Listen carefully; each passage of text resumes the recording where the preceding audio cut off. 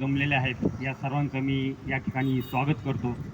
अतिशय उत्साहाने आज आपण मन की बात या ठिकाणी ऐकण्यासाठी या ठिकाणी ज्यांनी आयोजक आहेत या आयोजकाचं सुद्धा मी स्वागत करतो. खरं म्हणजे हा कार्यक्रम प्रत्येक महिन्याला मोदीजी घेत असतात. या जगातले म्हणजे भारत देशात पहिला पंतप्रधान आहे जो की केलेल्या कामाचा आढावा आपल्या जनतेशी सादर करत असतात आणि येणाऱ्या काळामध्ये काय नवीन करणार आहोत याची देखील ते माहिती देत असतात. हा अतिशय चांगला उपक्रम देशभरात चालू असतो आणि त्यामुळं मन लावून ऐकण्याची गरज आहे.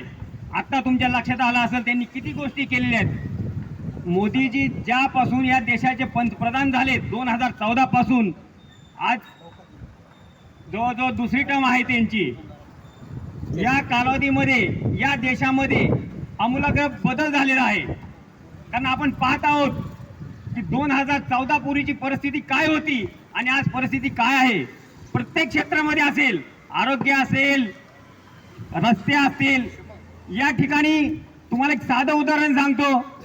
आपली जेवढी लोकसंख्या होती तेवढी वैद्यकीय महाविद्यालय सुद्धा या देशामध्ये नव्हते. 70 वर्षाच्या काळामध्ये काँग्रेसनी काय केलं म्हणून ते सांगतायत. पण या ठिकाणी आज जर पाहिलं तर सगळे डबल टिबल संख्येने वाढ झालेली आहे. मग ते विमानतळ असेल, वैद्यकीय महाविद्यालय असेल, सगळ्या सुविधा अगदी बारीक सारीक गोष्टी. आत्ता मोदीजींनी सांगितलं रानावनातल्या पक्ष्यांचा सुद्धा ते विचार करतात.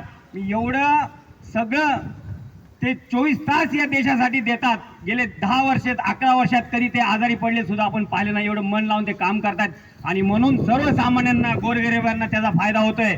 त्याचबरोबर या राज्यात देखील आपले नेते देवेंद्रजी फडणवीस साहेब यांच्या माध्यमातून देखील खूप मोठा बदल घडत आहे. या ठिकाणी अनेक योजना कधी भूतना भविष्य घडल्या तेवढ्या आज अस्तित्वात आलेल्या आहेत. आणि खरंच आम्हा सामान्यांना जे आपण वंचितांना म्हणतो समाजातील शेवटचा घटक आहे त्यापर्यंत या योजना पोहोचल्या आहेत, अनेक मार्गाने पोहोचलेल्या आहेत.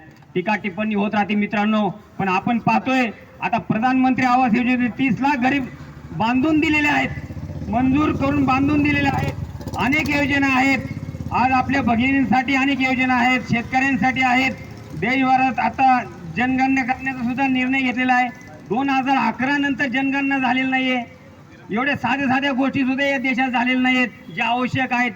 जातीनीय जनगणना नाहीये आणि ह्या सगळ्या प्रलंबित बाबी आपल्या मोदी साहेबांच्या कार्यकाळात पूर्ण होत आहेत. याचा मला फार आनंद होत आहे आणि त्याचबरोबर मला अभिमान सुद्धा वाटतो की या सर्वसामान्य घटकाला न्याय द्यायचं काम मोदी सरकारने केलेलं आहे. त्याचबरोबर राज्यामध्ये सुद्धा देवेंद्रजींनी खूप भक्कम साथ त्यांना दिलेला आहे आणि म्हणून खरं हा प्रोग्राम घराघरात पोहोचला पाहिजे.